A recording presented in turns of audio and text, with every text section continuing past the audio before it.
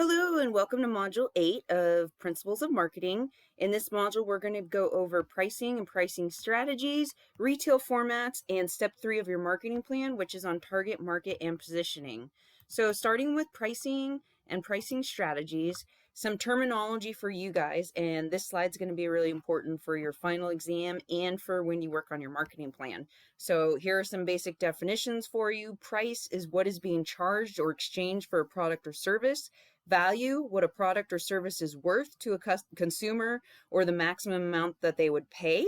Fixed costs are associated with the operating and marketing expenses of a company. These costs do not change with the number of products sold, so that's why they're considered fixed, because they do not change.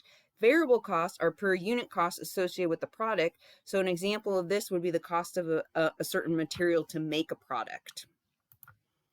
Break-even quantity is the quantity the company needs to sell at a certain price in order to cover fixed costs.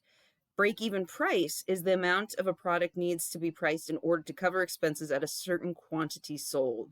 So these two are pretty important here as you work on your marketing plan, as you work on product or service. So some pricing strategies, and I have some examples here. The first one is dynamic pricing, which is a variable rate is used for each customer, often based on the product or service's demand. So as demand fluctuates, such as seasons, holidays, the price changes as well. So an example would be airline tickets. During the holidays, the cost of airline tickets goes super high. Same thing with gas. During holiday weekends, the gas goes up, or seasonal as well. Flat rate pricing charges one rate for an unlimited use of service during a specified time frame, or when a company charges one price no matter the number of hours required to deliver the good or service. So example of flat rate pricing could be membership fees. So your Netflix membership, the certain amount of time frame is a month because it's a monthly membership, but it's an unlimited use of service. A la carte pricing, when consumers can choose to add and purchase product features individually, giving them a choice about the final price or the product. So an example that I have here is a photographer and different photos. So they can choose different a la carte items, and they can also choose add-ons and packages. So with photography, you can do packages, add-ons, and a la carte items. Price skimming. When a marketer introduces a product into the market at an initial high price and then incrementally lowers the price over time. The pattern of high to low price usually follows the product's movement along its product life cycle or curve. This method is meant to maximize profits for the company by charging the maximum price that each segment is willing to pay. So a great example of this is maybe a new pair of Nike shoes. Right? When it first comes out, it's expensive. Maybe it's $180 for a pair of shoes. 6 months later, it's $120 for the pair of shoes. And as that product gets older, it goes down to even like, $80 for the pair of shoes. So that's price skimming. Market penetration, when a company introduces a product at a low price to gain market share. This strategy helps to provide proof of concept or proof that a product can succeed in the market. By gaining market share, a company hopes to develop a loyal customer base that will continue to repurchase when the company raises prices. An example of this could be a service. Say you're a new plumber in the industry and you charge only $50 an hour because you're new, you want to gain customers, you want to start your business up, and then a year later you start charging $80 an hour instead of $50 an hour. Odd even pricing, when a marketer sets the price of a product a few cents or a few dollars, or sometimes just 1 cent under an even number. So $99 instead of 100, 99 cents instead of $1. We see this a lot at grocery stores, right? And at gas stations. They're always using the whole 99, 89 cent thing. Reference pricing, or otherwise known as anchor pricing. This uses another price as a reference point to make a product's price seem more appealing. So original price is a reference point. One way a marketer can use referencing pricing is by showing a product's original retail value on the tag before showing its current sales price. So what comes to mind on this is like Nordstrom Rack. You go to Nordstrom Rack and there's a pair of designer jeans that retail value is like at $200, but they're selling it at the rack for like $100. So this puts a higher reference point in the customer's mind as to what the item is worth, and the selling price seems cheaper in comparison. So at Nordstrom Rack, it really makes you feel like you're getting a deal. Industry reference point provides industry or competitor prices as a reference point. A consumer often has an internal reference point for a price, which is a price or price range the customer believes is fair based on his or her knowledge or experience. It is helpful and strategic for a marketer to provide an external reference point for the consumer. This is a marketer supplied price to give consumers an idea of what the product is worth. So again, this is an internal reference point for a price, industry reference point. Random incidental reference prices. So some websites now show images of very high-priced unrelated products when customers are shopping on the site or during checkout. Amazon does this a lot. Just the product being surrounded by higher priced items makes it appear to be a better deal in comparison. I also saw this recently while searching for a new vacuum cleaner on Bed Bath Beyond website. Do the same thing.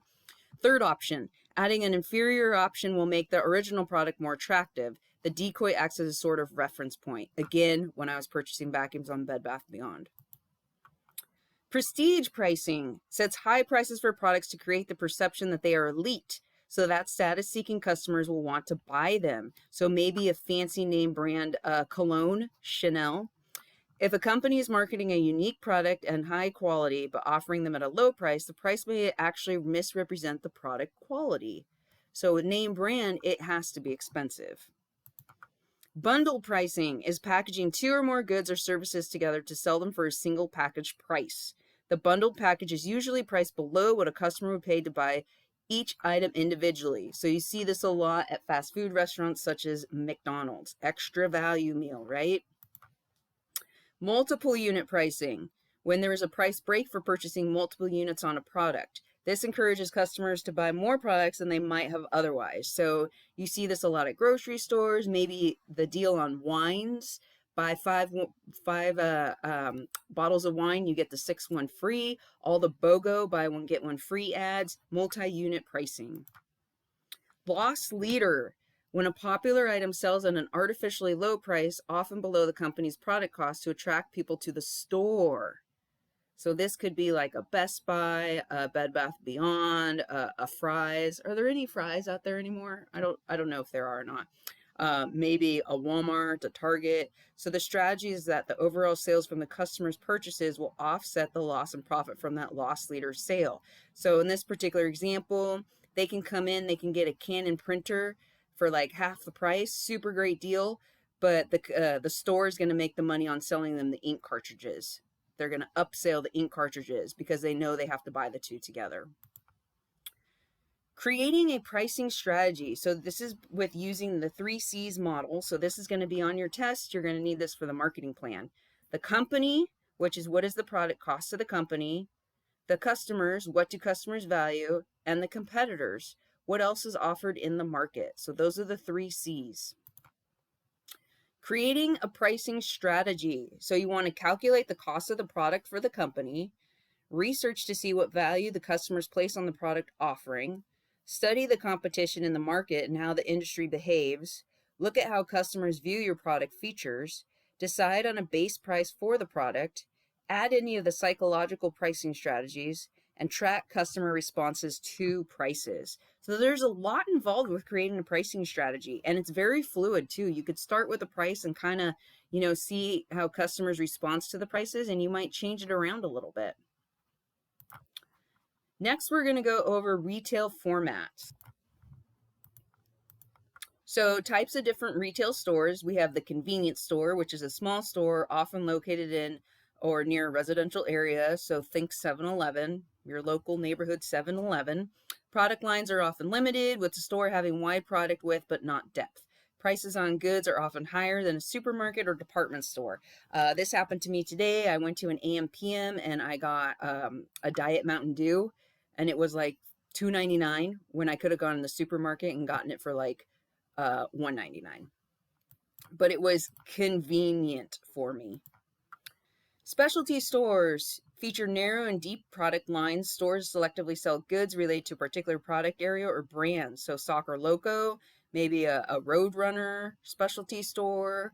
I'm just thinking sports running stores, maybe a bakery store that sells baked goods, to make baked goods, cookware type of thing. Discount stores offers products at a discount, often due to overruns, which is extra inventory, factory buyouts, previous season items, or product damage. So outlet stores often represent one brand or retail store and offer discounted items directly from that company or factory. So think discount stores, maybe it's 99-cent stores, Nordstrom Rack, or outlets. Department stores offers a wide assortment of product lines and is divided up into departments, similar types of product lines. So think Macy's, Nordstrom's, the original Nordstrom's, not the Rack. Sears, which I don't even know if there's any Sears around anymore. Gosh, I haven't even been to the mall in a long time. I don't even know what's out there, but I do know Macy's and Nordstrom's are still out there. So these departments have often have separate managers, registers, product buyers, and promotions. Supercenters, so think your Walmart, also known as a big box store, is a large retail store often part of a chain. Size ranges from 50,000 to 200,000 square feet and carry large amounts of merchandise. So shifting consumer behavior, rise in online sales. The trend in retail has been the shift from in-store purchases to online purchases, and especially with COVID even more. The rise of websites such as Amazon have contributed to the rise in consumer online sales purchases. Increase in mobile shopping. 20% of online spending from consumers is now from their mobile device. I make so many purchases on my phone, just like while I'm sitting on the couch watching TV. I don't even know if I go to stores anymore. Everything I purchase is pretty much online now. Just like the vacuum cleaner on Bed Bath & Beyond. Order it online, free shipping, and I get it in like 3 days. It's awesome. Decrease in mail shopping. The last 20 years have seen a marked decrease in consumer shopping at malls. Sorry, that's a typo there, mall shopping. And how I mentioned before, I don't even know the last time I went to a mall.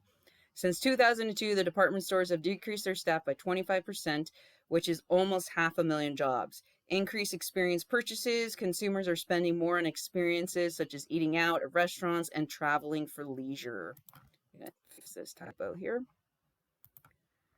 Making retail an experience. A store simply having a product is no longer enough of a reason to get customers to make the trip to a physical store.